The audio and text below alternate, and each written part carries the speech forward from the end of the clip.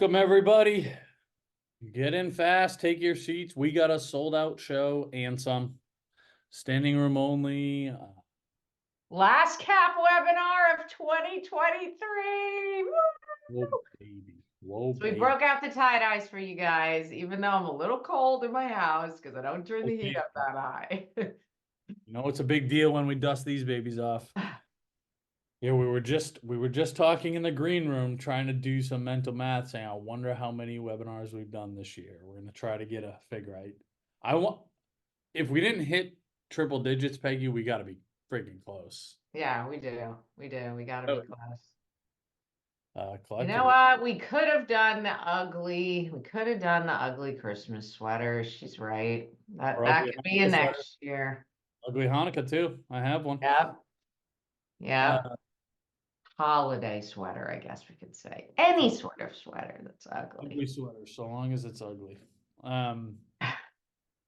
Welcome everybody. Where's if you would tell us well, so there we go. Thank you for all the webinars. Tell us if you're a newbie. Are you a newbie? Have you just been to a couple? Do you come out all the time? Are you a groupie? Yeah, just let us know. There's a newbie. Yay. Wow, we got a good cross. Awesome. Thank you for sharing. And where are you at in the country? Where are you at? Those of you that, for those newbies, show them how geographically diverse we are. Look at this, as promised, huh? Man, they're rolling in. All over as always, Peggy. I know. We are. Second time. I think we've pretty much hit every state at this point. We just had a groupie Hawaii, a Hawaii groupie. Aloha. Love it. Love it. All right, awesome. Look at we'll thank you, and please keep the participation going. That's what keeps Peggy and I going. Certainly. Keep the emojis going too. I love, use those emojis when you want to. That's been good for morale. Yeah. So for those of you that are new, hello, welcome, thank you for joining us. For those of you that have been with us a couple times, many times, welcome back. We appreciate you so much. My name is Matt Carpenter. I'm one of the founders at College Aid Pro. I said this week, I think this is the first week where I connected these dots. The class 2025, so I know most of you, actually, let's not assume here. Put what the graduating class is of your student. I think a lot of you are 24s, but I'm sure there's some underclassmen, but 25s, this will be, there you go, as we kind of thought, as it should be, mostly 24s, but the class 2025 will be the 20th class I've guided through this process, right? So 2 decades, which is amazing, right? And I feel very fortunate to say that. I can't imagine doing anything else. I don't works hard sometimes. Peggy was just telling me in the green room, like, you look a little beat up, Matt. She's right.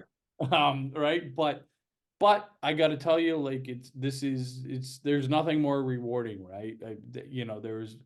In my opinion, it's such a huge challenge to navigate this process, right? It's your kids, it's your money. It's, are you going to get into these schools? It's so overwhelming. Did I save enough? Did I do it right? I think there's all this like assessment of, was I a good enough parent? Did we pull it off? Right. I mean, it's like, it's so much. It's really, really hard. So we like to pride ourselves in being a guiding light of sorts, being a shepherd and trying to show families the best way to navigate this process. And there is a best way, right? And everybody's is a little bit different, but we're trying to be the the beacons here, right? The guiding lights that have been through it a lot of times. So I think you're in great hands. If you're here for the first time, welcome. Keep following along with what we're doing, right? I think, Peggy, there's a reason people come back. And that's it, right? And we're really grateful. I'm here in the Boston area, just north of Boston, our office in Salem, Mass. Peggy, this is the fairy godmother of financial aid in the flesh out there in Seattle, Washington, and I'm sure she'll tell you, but not only has she done this professionally forever at an incredibly high level, she's sent her kids, specifically her twins, off to college too, so she can empathize, I guess, better than I can. My daughter's still got a little ways to go here, but Peggy, take us away, pal. Yeah. So, as Matt said, I get where you are. I've been there. Doesn't have to be as stressful as it is for a lot of families, and you're here. So I promise you at the end of tonight, you'll learn a lot, and you will feel less stressed, because the more you know, the better off you are, right? You don't want to drift through this process. So some 25 parents, this is great. You can hear this, you can start absorbing it. And then 24s, we're right on the cusp of this. So a couple housekeeping things. I've already answered twice in the Q&A. We are going to send out a recording tomorrow, so don't worry about that. We'll send that and some follow-up information about how we can support you. And during the webinar, for all you groupies, you know this, you know what I'm going to say. Put your questions in the Q&A. We'll remind you. I know we told you to put a bunch of stuff in the chat. That's at the beginning. But when you have questions, please put them in the Q&A. And we do our best to answer as many as we can. With the numbers that we have of people showing up live, we just can't get to them all. So just realize that we'll do our best. That's a big reason why there's 2 of us on here, so that we can be kind of working well when we're not talking, basically. So yeah, Sorry, my Peggy, background's in the financial industry. As Matt said, been doing this for a long time, had my own business, and then knew Matt and the gang for a while and joined the team a couple years ago. Peggy, you were a groupie first, right? I mean, you were. I was a hardcore power user. I was not a groupie. You were a groupie of me. Here you are up on the big stage. Give a little hope. All right, let me share my screen here. Okay, let's get rolling here, because we got a lot to cover. So yeah, so for you newbies, like, we are College Aid Pro, and this truly is our mission. This is what gets Matt and I out of bed every day, like to end the student debt crisis by empowering you to navigate this process and really to shop smarter for college and have affordability in mind. And the best way to do that is to understand things. This process is a bit counterintuitive sometimes, and you just don't know what you don't know. So that's what we're here to help you with. So there we are. Move all my Zoom stuff out of the way. So everybody should have received an email earlier today. For our groupies, you probably already have your account set up. That's great. You've been around the block. You understand your SAIs, hopefully, but we have a lot of new people here. So hopefully you set up your free account, and Matt will stick that in the chat, the link that's on the slide. If you didn't, please do. But if you did, have it open on the side, and we're going to do a little financial aid 101 for about 5 to 7 minutes, just for people that maybe don't know this stuff. And it's always a good refresher if you do, to just understand it. Then you can actually be looking at your student aid indexes and starting to think about, am I eligible for need-based aid? And it just helps you understand why we're even talking about the FAFSA, why it even matters to submit the FAFSA and to do it correctly. So please do that if you haven't. It takes, about 4 or 5 minutes to get in there. It's quick. All right, Matt, I'll turn it over to you. Yeah, and I'm gonna again give you a 5-minute crash course on how this whole thing works from a little bit of a higher level before we drill down into the specifics here. But the reason why we have that platform is, regardless of how well we teach this and again, how this process works, you need to know how it's going to work for you, right? Because just because we say a school is generous, or you hear a school's not generous, it depends on who you are, right? So we need to know, or you need to know, how am I going to get financial aid at the school? How much? Am I going to get scholarships? How much? Right. So anyways, that's why you want to take advantage of setting that up, and it's going to you're going to get more out of tonight. So again, super high level, what's financial aid? It's a discount from the sticker price, right? So if I'm not paying the full sticker price, and the terminology they use is the cost of attendance, I'm getting some type of financial aid. And there's 3 broad buckets, right? Need-based grants, merit-based scholarship, and self-help. Need-based grants and merit scholarships, that's what we're focused on, because that's free money off the top. And need-based grants are discounts that's given based on your family's financial profile, and then how generous or not a college happens to be, right? This middle bucket here, I think, is what most people are kind of most familiar with. merit-based scholarships, right? These schools that say, hey, I don't care how much or how little your parents make. I want you to come to the school based on the application that you've sent us. We're going to give you a financial incentive to do that. That's a merit-based scholarship, right? And then the last bucket is self-help financial aid. That's a sexy term for loans. So there's some value there, but essentially these colleges call it financial aid, but we need to be clear that, okay, we're going to get some money up front here, but we're going to have to pay that back plus interest, right? Go ahead, Peggy, if you would. So like we've flagged at the beginning here, and you guys have probably are experiencing this right now in real time, right? Every college is different. There's different deadlines. There's how's it going to work for me?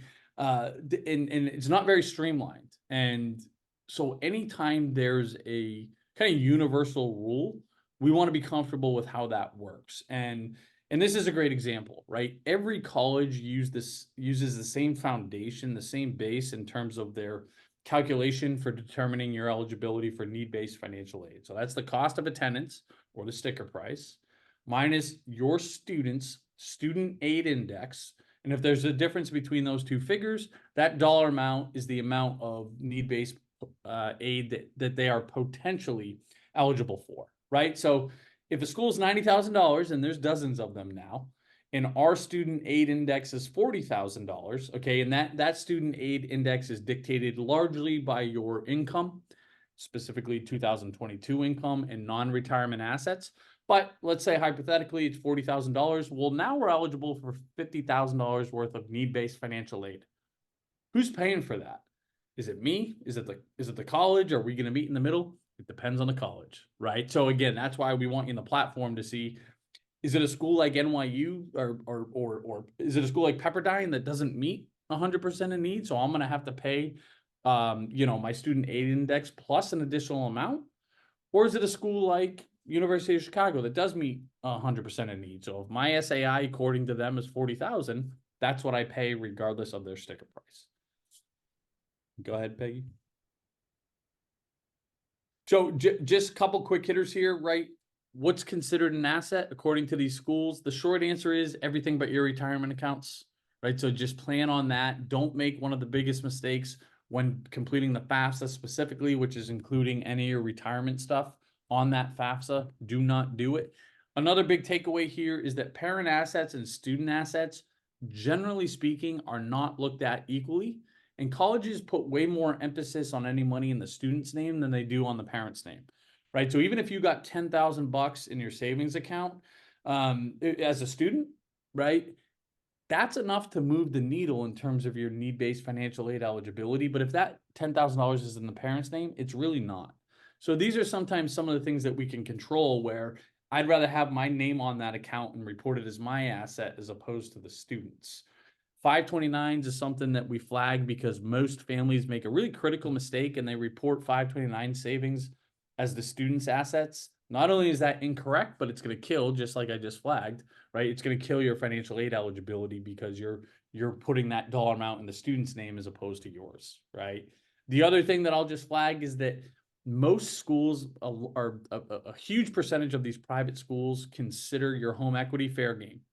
So we just want to be incredibly strategic with the market value that we present to these colleges on the CSS profile, for example, the amount of debt that we show. A lot of these schools will look at any equity that we have in our home, again, as fair game that will have a meaningful impact on your financial aid eligibility. So these are a couple of things that we just want to be aware of. Go ahead, Beck. And again, I'll spend 30 seconds here. For you class 2024 families, they're staring at your 2022 income as your base income year. That's what they're looking at, right? They're not looking at this year. And kind of the base calculation, 2023, 2021, 2024 is irrelevant. It's 2022. And you have to reapply for financial aid every single year. So for sophomore year, they'll be looking at 23. For you 25 families, they're going to be looking at 23. But that's the year. We'll talk about, just before we cut out for tonight, I'm going to spend a minute talking about, well, what if some of you just, your jaw hit the floor because you were like, oh my God, we had this great year in 22, but then we lost a job in 23 is a disaster. What do we do? We're going to talk about that specifically and how to negotiate with these colleges to get more money in situations like that. I know, Peggy, I was seeing if you're paying attention, Peggy. Not negotiating, we're appealing. All right. Thank you. Yes, I beat you to the punch there. All right.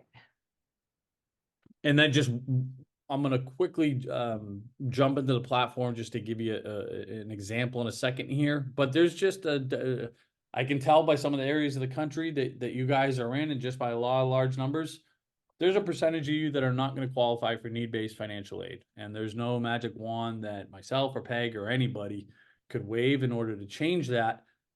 But how do you get discounts, right? And there's ways to do that. The most obvious one is merit-based scholarships, and that's where you're going to get your most meaningful discounts. So I want to talk about that, but I want to make sure that you also understand not every college even gives scholarships. There's not one Ivy League school in which scholarships exist. For example, these NESCACs, Williams, and Amherst, no scholarships are there. So we want to be aware, well, as we're finalizing our list of schools, who even gives scholarships and where are my kids likely to gonna get one? And the most important, arguably, kind of bullet point on this slide is we need to apply to competing colleges so we can leverage them against one another, especially if we're not eligible for need-based financial aid, because then we can throw that out and say, hey, look, one of your top competitors gave me $10,000 more than you offered. You at least got to come close in order for us to be able to say yes to you guys. Let me just share real quick, Peggy, if I could. Yep. So I saw that most of you set up your account, which is awesome. We love that. Hopefully you're loving that, because the first thing that you're going to see is your SAIs staring you in the face, right? Your kind of foundational dollar amounts for determining your need-based financial aid eligibility. And more than that, it's what are these schools actually going to cost you? Right. And this is going to be kind of setting realistic expectations, number one, as you kind of round out your list of colleges. And then you can also use the platform to figure out, well, who's going to give you more money? Who's going to give you more financial aid? Who's going to give you more in scholarships? And again, make sure you're just creating a list that has some leverage and has some balance. But if you have not created your account already, do that tonight, because the next step too is going to be looking for private scholarships. Every private scholarship in the country is baked into the platform here. So, and a whole bunch more, but tonight we're focused kind of on this specific point in the process, but I want to make sure that, again, you guys are looking beyond the FAFSA, because even though that's the focus tonight, we don't want to get lost in everything else we should be doing. All right, let me go back in here, guys. A reminder, put your questions in the Q&A. And I know some people just came in, so you didn't know that. And yes, we are sending out the recording because I saw that question again. So lots of great questions there. So you'll be kept busy in there, Matt. All right, so I got this question already, so I will go into some detail here. People are like, well, why should I even submit the FAFSA if I'm just looking for merit aid? Well, if you look at the second bullet here, some schools require the FAFSA and sometimes the CSS to be on file to even be eligible. You might be thinking that makes no sense because merit aid is not based on finances. You're right, but it is what it is. So that's one of a few reasons here that we strongly recommend families submit these forms. Don't overthink it. You literally could be leaving tens of thousands of dollars on the table. The top bullet, I've seen this where people are like, I'm not eligible. My neighbor didn't submit it and I'm like them. Some people don't realize if you get into our software, you start looking at stuff, you'll be able to hone in, meet with one of our experts. You'll know if you're eligible, and it could be different from school to school. So you might not realize that you're not that you're eligible. And again, then you're leaving money on the table by not submitting. At some schools, this is your only chance to say to the school, hey, I want to be considered for financial aid. There's some schools you don't do it for freshman year, you are out of luck. And I've worked with families like this and tried to go to bat at the colleges, and some of these colleges are like, nope, sorry, we won't do it because you didn't submit 2 years ago. So that's another big reason. Appeals, Matt's already talked about that. That's gonna come up several times tonight, that some schools won't look at an appeal. if you haven't submitted that FAFSA, one of our experts, Mike Hindeman, he's the head of scholarships at University of Oklahoma. That is their policy. You didn't submit that FAFSA, we're not going to relook at your scholarships and talk to you about it. So leaving money on the table. There's something called direct student loans that your child is automatically eligible for as long as you submit that FAFSA. That's a big part of people's college funding strategies. You might not even know what that is, know if you need it. If you don't submit the FAFSA, you're out of luck. You're going to be looking at more expensive loans that are in your name. So another reason. And then the last bullet, I heard the head of admissions and financial aid at TCU say, submit those forms. We want them as a baseline. And then they'll kind of hound the parents and the student to get them in. So that's a college saying, submit those forms. We want them. And he explicitly said for TCU, we're not going to hold it against you if you have need, right? So I think I've said that enough. And Matt agrees with me 100% on that one. So, okay. Applying for financial aid. We're going to get into this now, the FAFSA and how you get into the FAFSA. All these schools are different, and that's honestly why we even exist and our expertise exists, because it's not easy to navigate this. Almost every school in the country requires the FAFSA.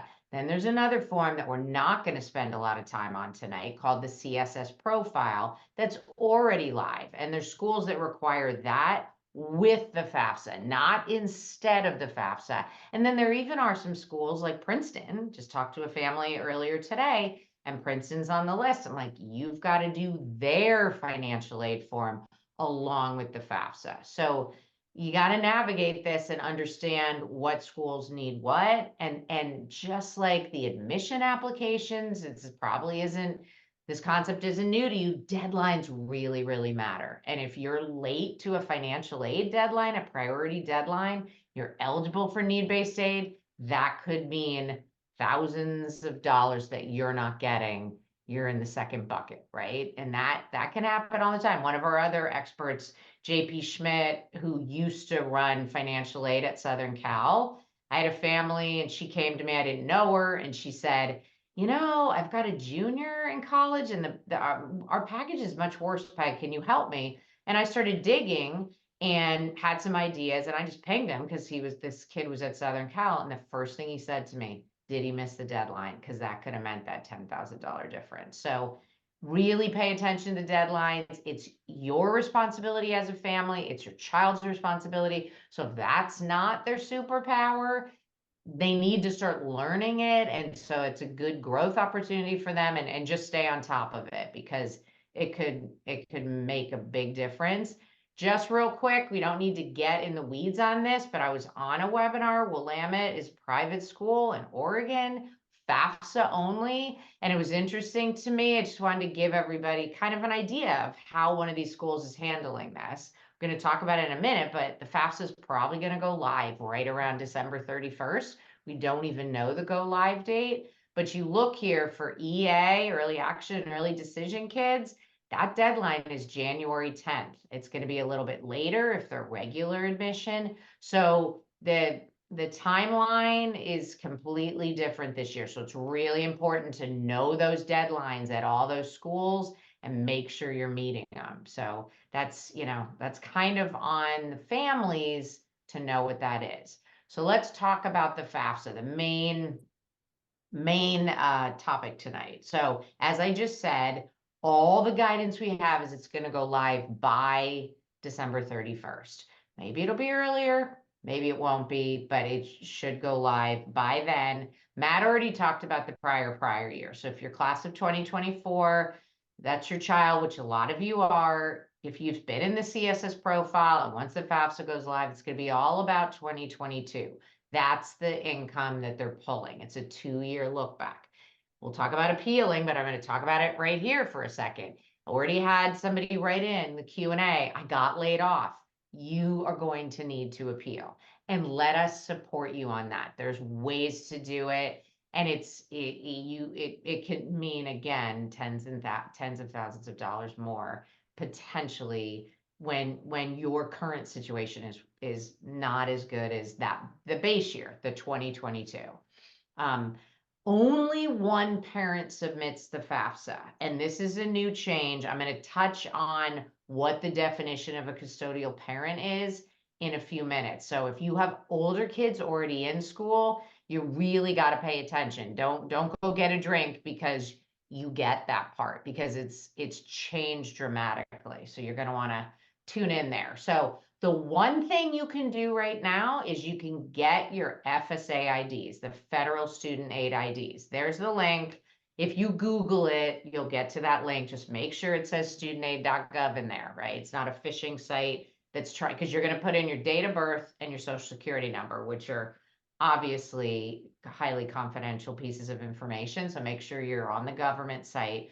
The student definitely needs to get it. And depending on the family structure, if you're married filing jointly, the recommendation is both parents get it. Only one parent's going to need it, but just in case one doesn't work, just go ahead and get it.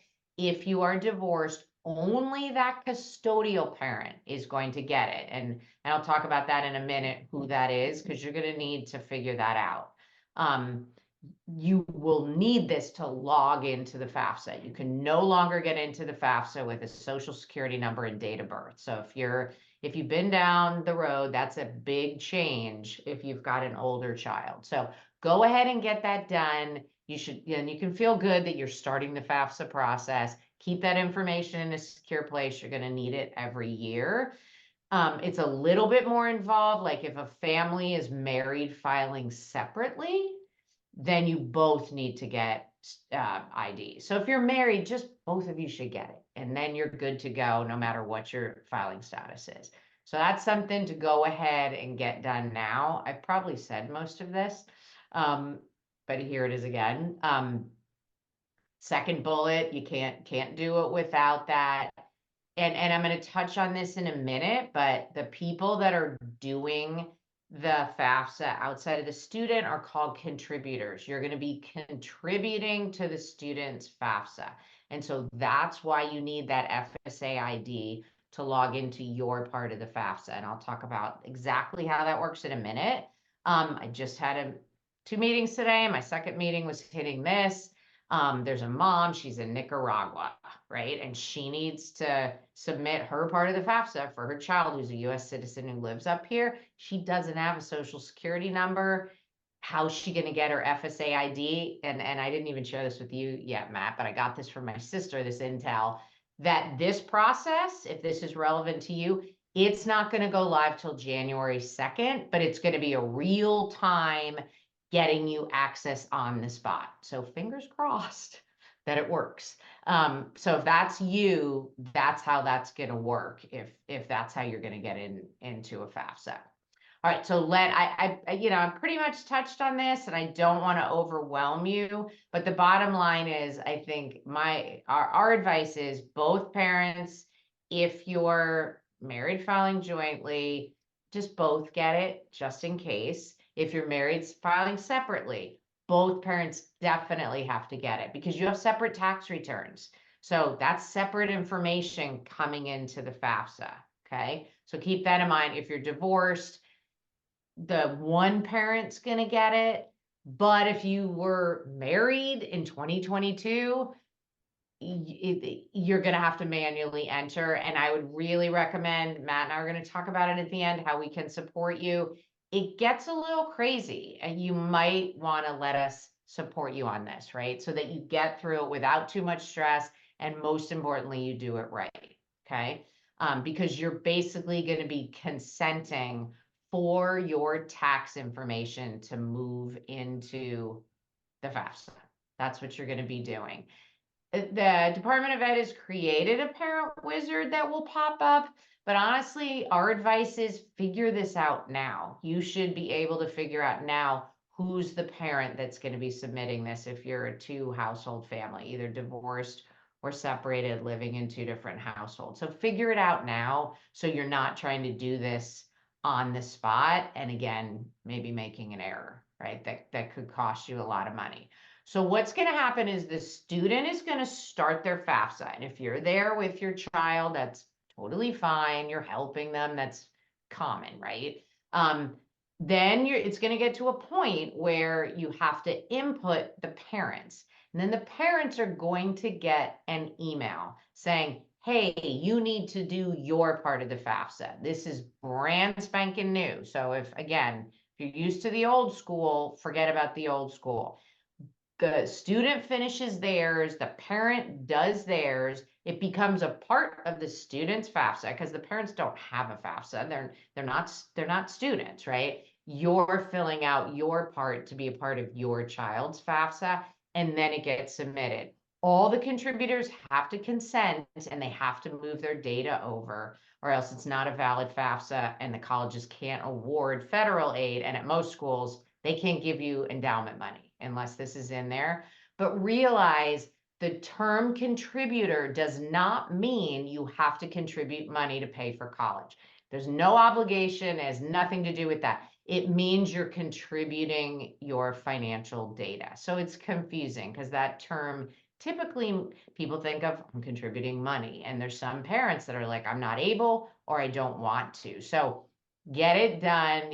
You do not have to pay for any of college, but you have to have this done to get award packages from the college. The data for almost every family is going to automatically move from the IRS into the FAFSA. You have no choice. This is new as well. You used to have a choice to manually enter.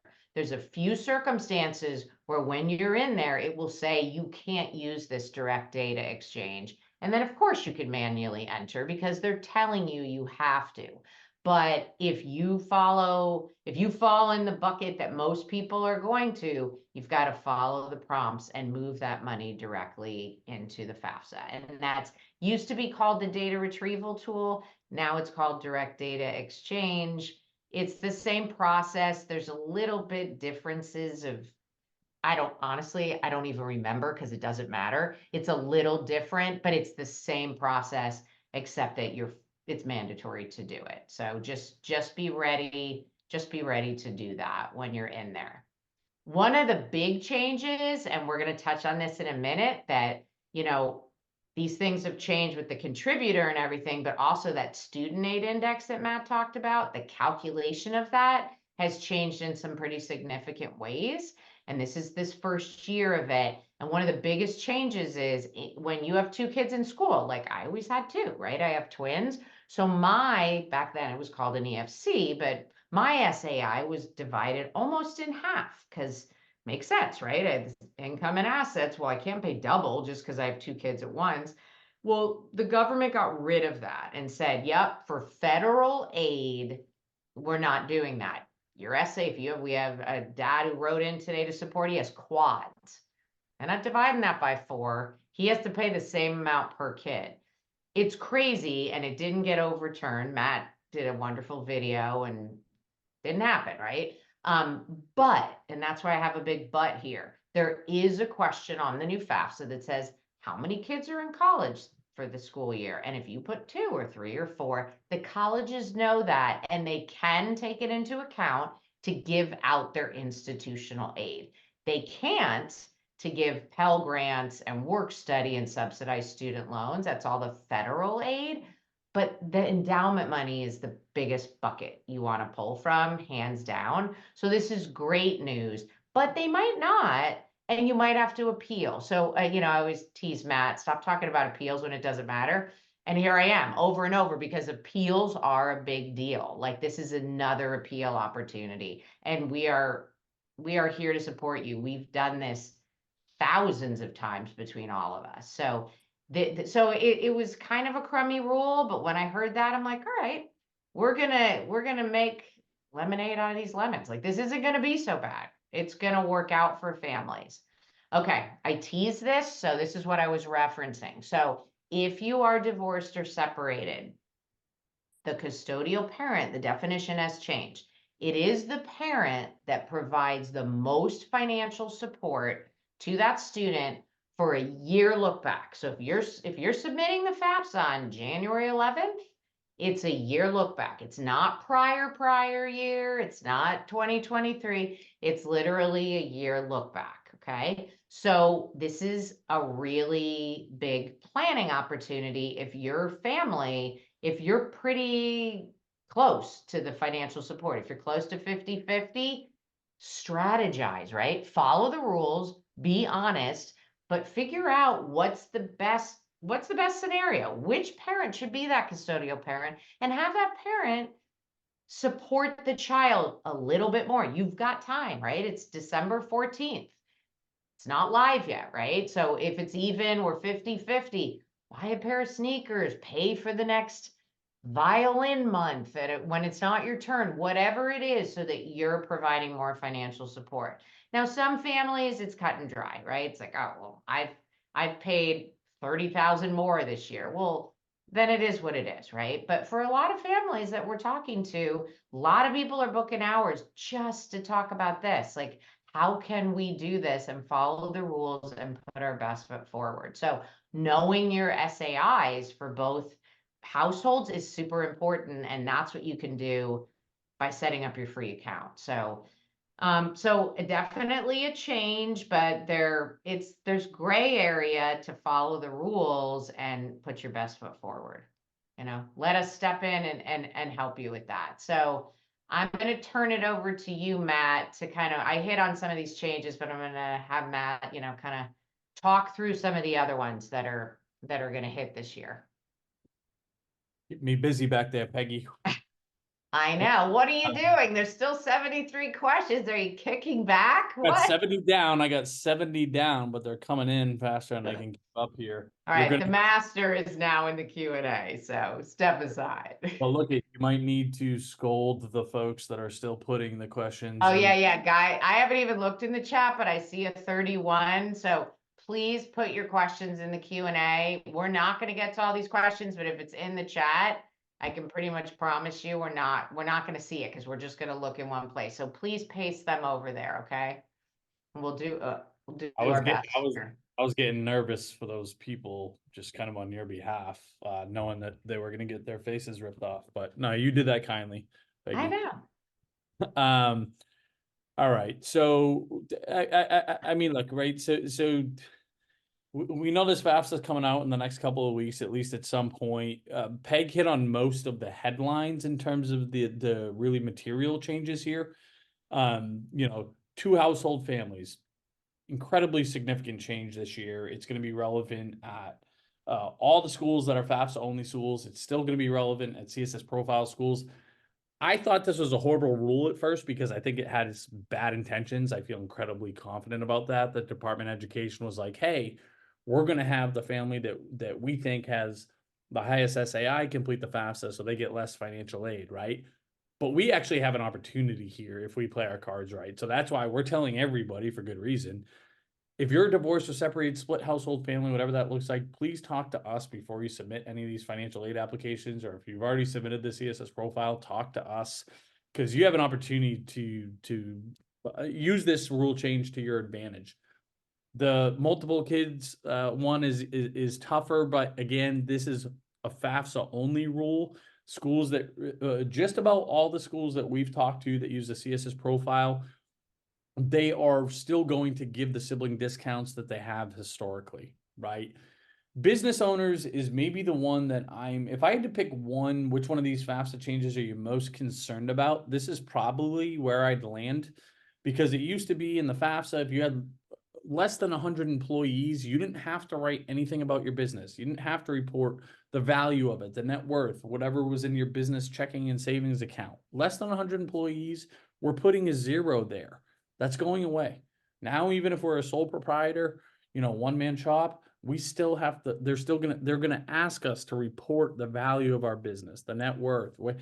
On the FAFSA, most small business owners are going to accidentally hurt themselves from a financial aid standpoint. And on the FAFSA and on the CSS profile, this is the biggest one. Like, guys, please do not submit that thing before you talk to us, because it's so easy to make mistakes that can be avoidable here when they're asking you again about your business value and all this. And how do I list that? I'm a consultant. I'm a whatever. I work in the trades. How should I include my machinery?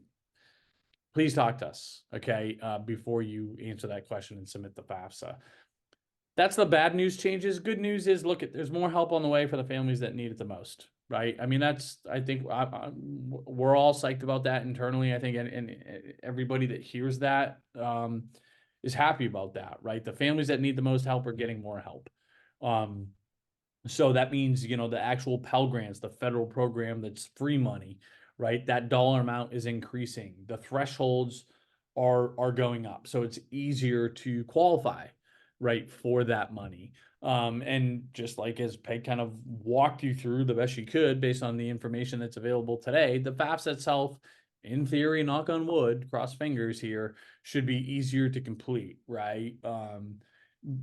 One of them, there's a lot of troubling statistics when it comes to higher ed. I think one of the biggest pain points for us is the statistic that 2/3 of low-income families historically start the FAFSA but don't complete it, right? And a huge reason is it's too much, right? Maybe a lot of times there's a language barrier, and even if you're really savvy and you grew up here in the States, the FAFSA can be a hard thing to navigate for a lot of people. So the fact that we're making some big efforts to make the form itself easier is huge, because I'm choosing to be optimistic here that is in fact going to be the case. And so more of these families that need the most help are going to be able to push the FAFSA across the finish line and therefore actually get financial aid. Don't forget, guys, if you don't complete the FAFSA, you're telling all these colleges, we're not getting financial aid for 4 years, right? So these families were either paying full sticker price or just not going to college at all because they weren't getting any breaks. The 529, that's a big one, right? They used to hold the 529s in all of our kids' name against us. Now they're just counting the 529s in the students that's going off to college name, as it should be. That's the only fair way. And those of us that have the opportunity to contribute to 401ks, 403bs, these types of employer-sponsored retirement programs, they're not holding those contributions against us, right? So that's an opportunity there, right? For those of us, again, that can participate in those, we can save more for retirement, we can bring down our taxable income, and increase our eligibility for need-based financial aid. So that's another win. Go ahead, Peggy, my dear. Okay, so right now, right, obviously everybody's kind of sitting here in pins and needles. When the heck is this FAFSA going to be eligible? Nothing we can do. Nothing we can do but wait. I promise you guys, we are all over this. Just pay attention to us. The second news comes out, and sometimes we have some little birdies that give us a little tip beforehand. We're going to broadcast that. So just pay attention to us. You're going to know exactly when the FAFSA is available and everything about the new layout and the whole deal. But you can't get your FSA IDs today. So just check that box, right? Check that box, get that done. Make sure that you're all over your deadlines, right? If you miss deadlines, you're probably going to get less money for college, okay? Do not give these colleges excuses to give you less money. I will tell you, the general feedback we're getting this year is that schools are likely to be more lax with deadlines because it's been such a you-know-what show, such a cluster you-know-what, right? That, everybody's a little bit behind the 8 ball. But again, let's control the controllables here, and we can control hitting deadlines. So let's do that. Right now, let's figure out, well, who's going to be the parent that completes the FAFSA if we're a split household family. Let's make sure that we are prepared to put our best foot forward in terms of need-based financial aid eligibility before we get ready to hit submit on that form.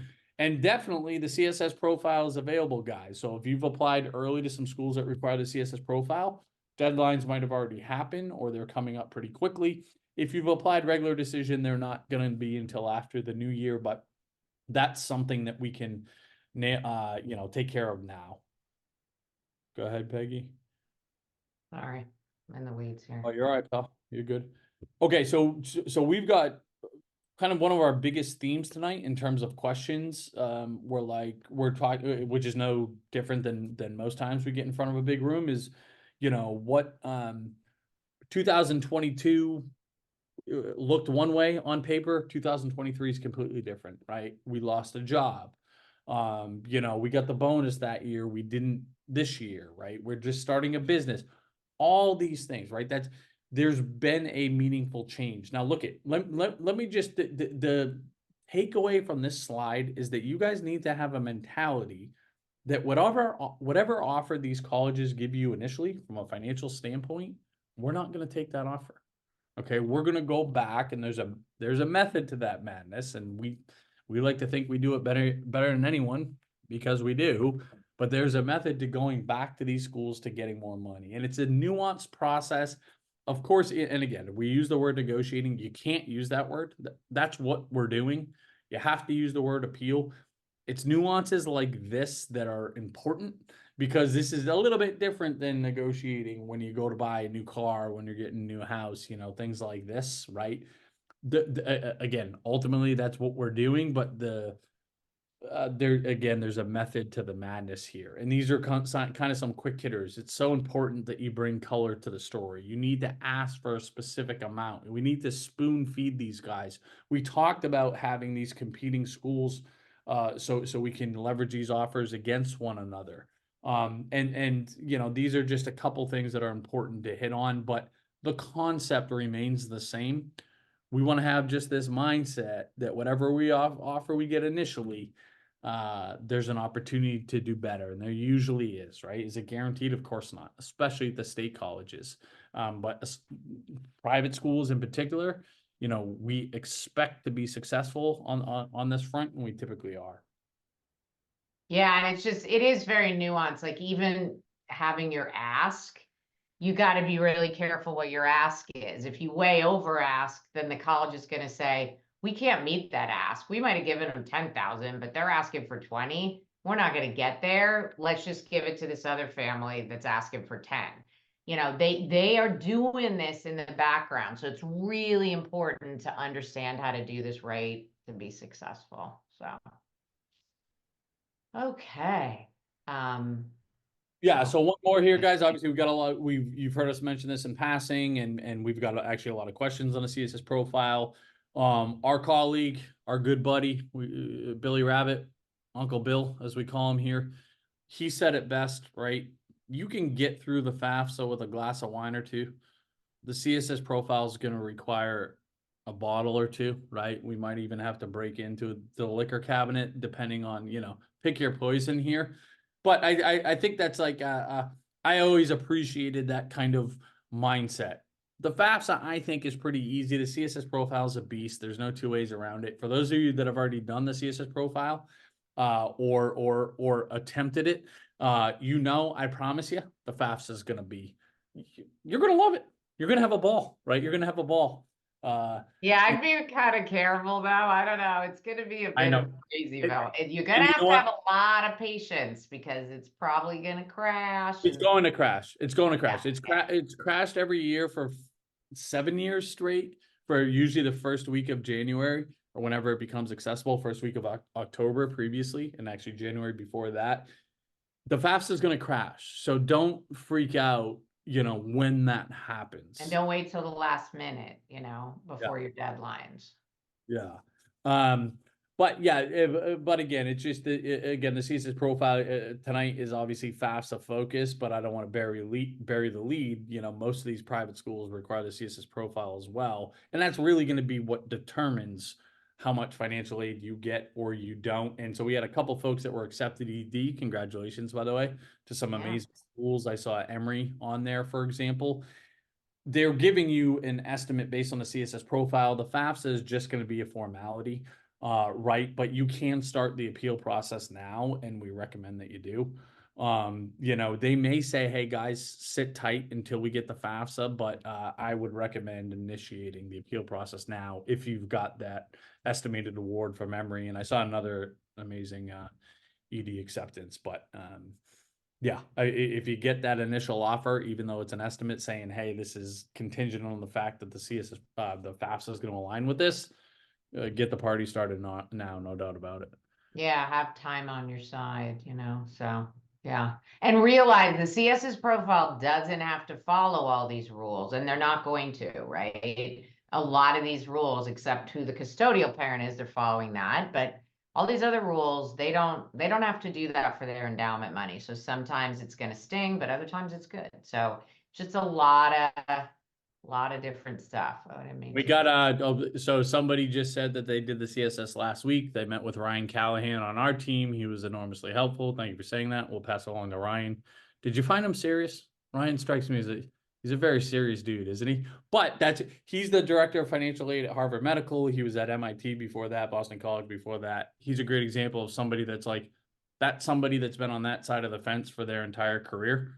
You want them to stare at your profile before you send it to these colleges, because guess what? He's an advocate for you, not these colleges. And again, he has spent his entire career there. So I'm glad this person was. Yeah, well, and a lot of questions about, hey, I lost my job, or somebody just wrote in, they're telling me I'm going to lose my job. I mean, techs have a layoff. All of these are appeal opportunities. So let us, it's crummy, and we're sorry for what's happening, but let's try and at least leverage that in a positive way when it comes to financial aid. And one other quick thing, a lot of people, and I should probably put this on the slide, if you have an FSA ID, you're good. You don't need to get another one because it's for a different child. Each student needs it, but if you have one, you're good. So you're all done with that piece. So look at next steps here, guys, right? Our big thing, those of you guys that have been with us for a while, please do something. Don't let this be, hopefully you learn some things here, right? But don't let this be, go off into the wild by yourself here, right? Stay engaged with us in some capacity. Now we have, and Peg, you can put this in the chat. We kind of bucket folks in two broad categories, right? You're a DIYer or you aren't, right? And obviously I'm overgeneralizing, oversimplifying here. But if you're a DIYer, at least upgrade the software, right? At least upgrade the software so you get all the bells and whistles, so you can know where you're going to get the most scholarships, making sure that you're applying to competing schools, have access to all these private scholarships, right? Now, we messed up here today. This discount's only good for tonight, right? So you can go, actually in your, if you're a DIYer, go into your platform. If you haven't set it up already, go in here and you just say upgrade or talk to an expert. Okay. And then you put in the coupon code WAKE20. This expires at 12 Eastern time. If you use it tomorrow, it's not going to work. It should say that here. Like 11:59 p.m. is what he means. Eastern, even though there's a lot of West Coast people. So you guys got to do it before 9 o'clock tonight if you're West Coast. Yeah. And we'll send out a follow-up tomorrow, but the coupon code will be a fraction of what it is tonight. We always do that. We extra love for the live audience, right? But what I would firmly recommend, guys, do the Premium Plus Expert, even if you're the ultimate DIYer. Get an hour with me, with Peg, with Ryan Callahan, with Mike Hinnerman, with Josh DeMeo, with the top experts in the world that do this stuff, to make sure that before you hit submit on this stuff, or any questions you have, you tap into our expertise, right? And you get full access to the platform for a year, and you can use that hour at any point over the next year, right? So you can say, I don't care, I'm good. I know I nailed the CSS profile. I know I'm going to nail the FAFSA, but I want help with appeals, right? So get it tonight, and then you can use that hour with appeals whenever that happens to come. So like at a minimum, do not overthink that. You're going to get very meaningful ROI. Okay. And if you don't come talk to me, write into support@collegeaidpro.com and say, Matt said I was going to get meaningful ROI. I didn't. I want to chat with him and figure something out. Right. And I will do that. Okay. So don't overthink that, guys. This is the best investment you can make towards college. If you're not a DIYer, okay, what I would recommend, use our Wake Me Up When It's Over service. Okay, you have unlimited hours, one-on-one with one of our experts. We're going to do the CSS profile for you. We're going to do the FAFSA for you. If you already submitted the CSS profile, we're going to stare at it and see if there's anything we can do to enhance it, because there's an opportunity to make corrections. We're going to make sure that you're applying for competing schools. We are going to be the ones that are going to be leading the charge in terms of negotiating. And then we're going to tell you how to pay the bill. If you have resources, when should you use what, right? If you need to borrow, how are you going to get the lowest rate for a loan, right? So obviously this is a much different price point, but so is the deliverable, right? We're dragging you through this whole process, making sure that you are are paying the least out of pocket that you can possibly pay in this process, all the while having, you know, a Sherpa, right, to guide you through this whole thing. So if you can, we obviously we don't expect people to take out their checkbooks for, you know, our rack rate is $39.99, but for it's $500 off through next Thursday. But you can book a free call for us for this service if you're even thinking about it. And then get to know us a little bit, ask your specific questions, and figure out if it's right before a week from Thursday, right? When essentially we're closed for the class 2024 season. But that $500 off will be good till then. Peggy, if you can put the link. Yeah, I just did. I'm going to do it again because it didn't look like it totally. Okay. And Second time, it's in there. And a great way to have your cake and eat it too, right? If you're like, you know what, that sounds interesting, but I don't know if I want to make that commitment, but I'd probably at least want an hour. Book your hour tonight at a discounted rate, okay? And then you can always upgrade, right? You can always upgrade, and still you can book a time to talk with us. And if you decide to go this route, we'll credit what you paid tonight toward that, right? So we'll make you whole there. The other thing that I just want to bring to your attention, if you're like, look it, my only real pain point are these financial aid applications. Okay. We have a package just for that. It's $1,500. We do your FAFSA, we do your CSS profile. You meet with one of our experts one-on-one for each of these to make sure that, again, you have your questions asked. We're getting in there with strategy. Who's the parent that should complete these forms, right? And that's $1,500. That's something that you can, we can't discount that, right? So that's kind of full rack rate, just because we can only take on I don't know, we're almost at our kind of limit there. So there's not a ton of these left. But if you're just someone that's like, I only really care about getting these forms done the right way, this is what we have for you. Okay. Well, thank you for the kind words. Whoever said they are very happy and they would definitely recommend we sign up. Look at this, Peggy. We got to get some. I know somebody gave a shout out to Brian too, that they had an hour with Brian and it was great. How about this? Yeah. Well, look, and it's, you know, again, when you're staring at $90,000 a year, probably the last thing you want to think about is opening up your wallet, but you're going to get a return on an investment here, regardless of how you decide to interface with us, right? So just self-identify, right? Hey, look, I'm a DIYer. I only need an hour and I need the tools. Here you go, right? Or if you think you want something more comprehensive, book some time with us. You get $500 off if you pull the trigger within a week. You just want the forms. You know, hopefully we have that as well. So yeah, do it tonight. Because like I said, for these two, that'll expire tonight. The coupon code won't work tomorrow, but you do have a week if you want to go the full service route. And if you want to hedge, again, by the hour tonight, and you can still talk with us over the next week, and we'll put what you paid tonight towards that Wake Me When It's Over package if you go that route.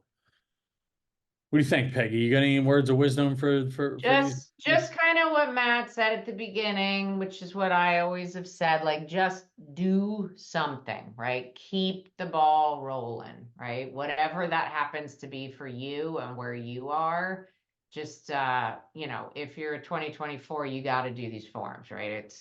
It's happening. The CSS is already live and FAFSA is coming. So just we're here to support you in whatever way works for you. And honestly, sometimes just I had a mom who used to booked me all 4 years because she's like, this is my gift.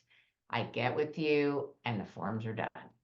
You know, that's worked for her. Other people like want to do the full service, the Wake Me. They're just like, I don't want a deal, you know? So you know who you are, and we've deliberately kind of listened to you and created what trying to hit everybody, right? So we can make this process, you know, less stressful because you're not done. Do this part, then we're on to appeals, we're on to paying, and we're here on the journey with you. So, you know, let us support you basically. And guys, just so you know what we're looking at here, I know obviously we always, like we said at the beginning, we can never get to every question. We've had 200, 300, 450 questions. We answered a little over 100. We gave it hell, Peggy. We gave it hell, but yeah, please don't take it personal if we didn't get to your question. But I promise we gave it. Yeah, no, we're doing our best here. And some of your questions, if they're really in depth, it really does require us to chat with you. It would just be a big long paragraph, and we don't know enough about your situation. And for some, again, some questions. And I have no fault in answering them, but you've couple of you have been on the receiving end of my responses here. It would be reckless for us to give a recommendation without having way more context, right? For a lot of these questions, I got to stare at your tax returns, right? I got to get I got to ask you 5 questions before I can give a firm recommendation. For me to give a best guess with what's at stake for some of these questions, it'd be reckless. So. All right, Peggy. Well, look at Peggy. I love you, buddy.